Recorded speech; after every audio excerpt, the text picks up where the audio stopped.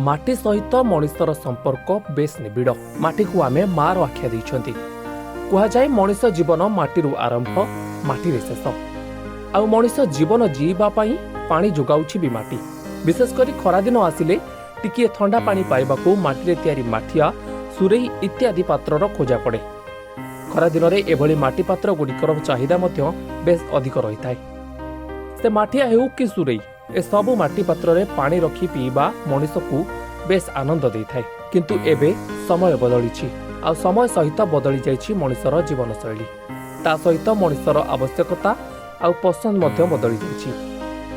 किंतु आज भी माठिया आ सुरेईर व्यवहार से माने करुछंती जे माने जानिछंती प्रकृत रे माटी पात्रर मूल्य कोन। बेपार न आज्ञा घाटा चलती जे फ्रिज जो बाहरी गला 0 डाउन पेमेंट रे मिलुची। प्राय समस्त घरे बे फ्रिज किणुचंती। लोकों माटी प्रति आकृष्ट बढ़ुनी, उत्कंठा बढ़ुनी, तो से बेपार कम चलती। ना आगुरी दीर्घ 10-15 वर्ष पर जो प्रकार बेपार हुए आमको बसिया समय मिले कम करने। मो बापा घरिका बसी पारती कम करती, किंतु एबे लोक एत इंटरेस्टेड नुहति किणवाई ना। आज्ञा माठिया पानी पीवे और फ्रिज पानी पीवा भीतर आकाश पाताल आज्ञा फरक।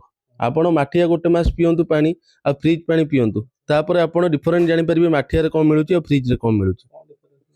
माठिया पानी पीले आज्ञा पेट ठंडा रहिबो, तिना मन को शांति लागियो। किंतु फ्रिज पानी जेते आपण पीबे भी जेमति आपण को स्वत मेंटिला नगा केबे रहिबनी। जिनछटा आज्ञा सेटा रहउची। माठिया सुरेई होय, सुरेई बेसी चाहिदा खरन लोक माने खोजचंती। सुरेईटा काई से माने भाबुचंती सुरेई पानीटा माठिया जे आ ठंडा रहउची, कारण तार सरू आ मुह हवाटा बेसी गरमटा जाउनी ता भितर। फ्रिज पानीटा भलो नुह। फ्रिज पानी काहेकि ना लोक सब बिना पैसा फ्रिज किति आछंती किछि रे सुइयो नाही, ताको सुविधा होउची। कोन हमर गोटे फ्रिज अछि, फ्रिज पानी हम पिउछु। किन माठिया पानी छाड़ देले माटी पात्र पानी सेतिर पीले पेट खराब हो जिम देला हो।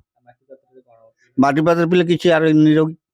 आगे देखुना जो भात हांडी माटी रे रांधुथिले, मटन को एबे मटन हांडी लोक बहुत खोजचंती। होटल माने करी मटन हांडी सब नउचंती। तो सब बाहर हो कलकत्ता सप्लाई माने सुंदर देखि लोक किनि जाउछन, किन से पानीटा गरम रहउनी। कलकत्ता जिनिस रे माटीटा से पानीटा ठंडा रहइबे, लीकेज बहुत हो। किंतु हमर एठी लीकेज रो प्रश्न नहीं, हम चेक करी लोक दउछु। लोक माने काई हैरान हेबे। एडी हम जो टैप फैप लगे चेक करी त एडी सप्लाई करूछु। आ लोक माने आसुना जिनिस बोले जो मान नै जंदी से माने खोज खोज एठी आउछन। माठिया पानी देह प्रति एकदम भलो। माटी सहित मनीष सृष्टि आरंभ जड़ित कहीं से साधारणतः मनीष को माटीर मनीष बोली कही था, जो मैंने माटी सहित माटी ही विभिन्न प्रकार जिनस करते। से कृषक हूँ बा कुंभार हूँ जेकोसी भी हूँ, तेरे खरा दिन जिते आसे साधारणतः समस्त ठंडा पानी टे चाहती। तेरे ठंडा पानी गोटे प्राकृतिक उपाय जोटा कि वर्ष वर्ष धरी प्रचलन था हूँ माठिया। तेरे ये माठिया पानी पीबार बहुत किसी लाभ रही, किंतु दिनक दिन मनीषर समय परिवर्तन सहित मनीषर रुचि परिवर्तन होती। माठिया परिवर्ते फ्रिज पानी पिउची।